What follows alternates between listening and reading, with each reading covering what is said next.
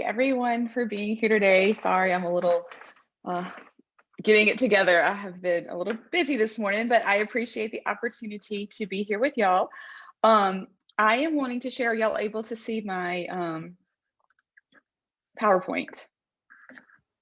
Oh, is everyone able to see the PowerPoint? Perfect. Yes, we can see. We can see it.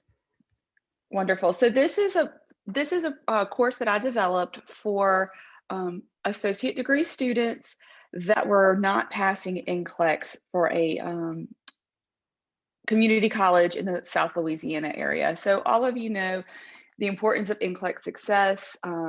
The students can't practice without it. They cannot practice as a nurse. Nursing programs are always monitoring their passage rates because it's important for the quality of the program, accreditation standards that you would have to meet. And then if we're not acknowledging any issues we would be having, you're going to lose enrollment for your classes. You could lose good standing with the State Board of Nursing here in the United States, as well as even loss of accreditation status, which then means you're not going to have your students entering into your program.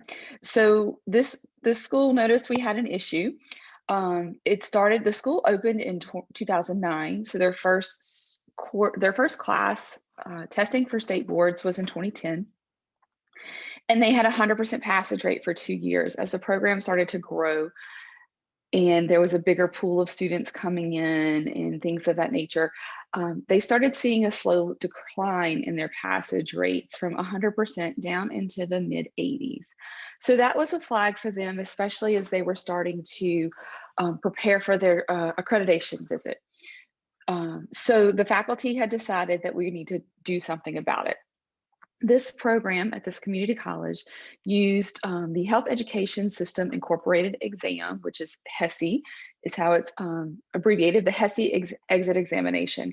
So within this program, every course, every semester, students took a HESI exam that was related to that content. So they were built upon in the courses, but there really wasn't a course to prepare them for the exit. They were taking their critical care course, but then they were taking their HESI exit, which was a mimic of NCLEX, which is all of the stuff that they had learned throughout the program. So we used it because it's a great indicator and predictor of NCLEX success. They were given them through the course, but then again, the students had to make a benchmark to successfully complete the program, but they were not able to meet that benchmark. And that was correlating with the decline in the NCLEX passage rate. Okay, so this is a picture of the HESI scores that they had as well. When the program started, they were hanging out in the mid 900s. HESI identifies 900 as a benchmark for passing. This school identified 850 as theirs. But still, you can see that as the NCLEX, as their rates dropped, their HESI scores were well below 850 as a class average. So we knew something needed to be done, and how are we going to address these concerns? They developed what was called a senior capstone course. All of the associate nursing faculty approved it, and basically we're preparing our students for NCLEX and nursing practice with this course. So this course included the utilization of the HESI preparation online tool that helps, it allows students to take NCLEX style questions. So throughout the course, they were taking over 1,000, 2,000 NCLEX style questions throughout the semester to help prepare them for the HESI exit as well as the NCLEX-RN. The other thing we wanted to do is to really ensure that students were applying their nursing practice and to see their growth. So we included a simulation component to this class to give it some lab credit. And we would meet every semester, we would meet once a month and do some simulation. And the students were able to really come in, we're going to talk about that, how they grew from that. So with our NCLEX prep, we all know that NCLEX is not just the knowledge of the nursing programs and what you have learned, as well as how well are you with breaking down and understanding the questions that are being asked. So we gave them weekly modules. They would have 100 questions a week that they had to take on different systems or topics. So 1 week it might be delegation, then they might have mental health, all the different systems throughout. So when the course would first start, we would give them just a generic pretest that is in the course to let the students kind of see where do they fall. We encourage them to take it, don't look up anything. There is no right or wrong in this course. Our goal is for you to be successful. So be truthful with your questions on how you're doing these pretests. If you make a 50, that's what we need to know because that lets us know how we can help better you. So they do that. It identifies their areas of weakness. It lets them know where they should really focus and how to understand. As well as in each weekly module, it identifies questions that are missed. It'll identify the test taking strategies. A student might be missing a same type of question. And when they can identify that and see how to actually respond to that question, then that totally changes all content areas with that. So it was really good in that it was student driven, meaning we didn't meet weekly. The students were assigned their modules and what to do. We met once a month and they were able to work at their own pace as well as focus on their individual needs. Okay. And they would bring stuff to us. We would talk during class and discuss what we were doing with that when we would met, what questions they had. And it was great because the students were able to really start deeper conversations that would not have happened had they not had this type of environment. So, of course, we included simulation. How are we helping it? It provides the students with that safe learning environment where they can critically think and there is no patient at risk because we're using the high fidelity simulators.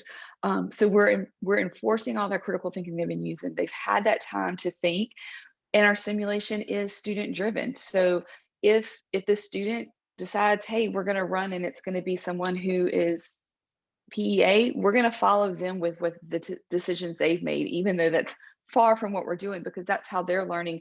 What did they miss in their assessment? So it allows them to really focus on what they know, expose them to different scenarios that they don't necessarily encounter in the clinical setting. So that was one other thing we really tried to do, was to make sure we were pulling out and focusing on things that they might not have seen.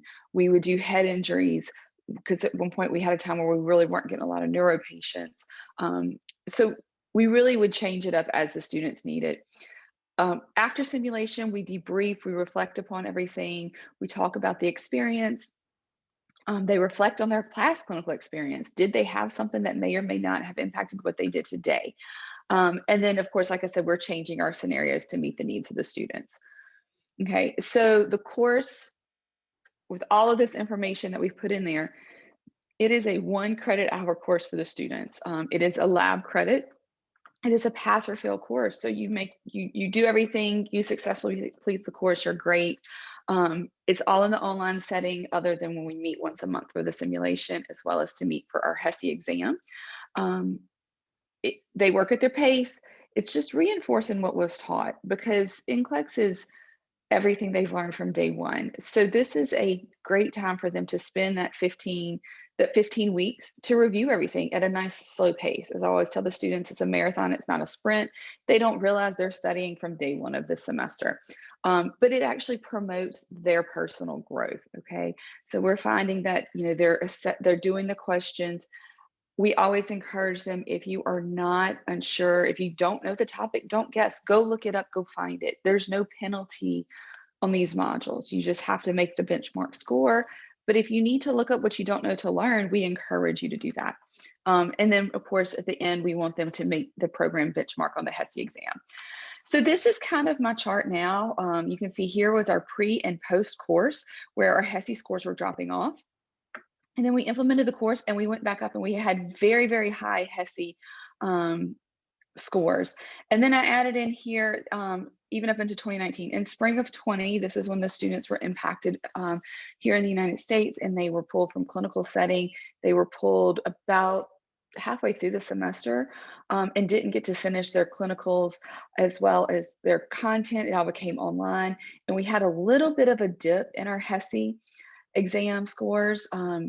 But in the fall of 2020, where these students were impacted, where they had 2 semesters, they were in a second online semester, and their clinical time was still limited and they were doing more virtual, we had a significant drop there.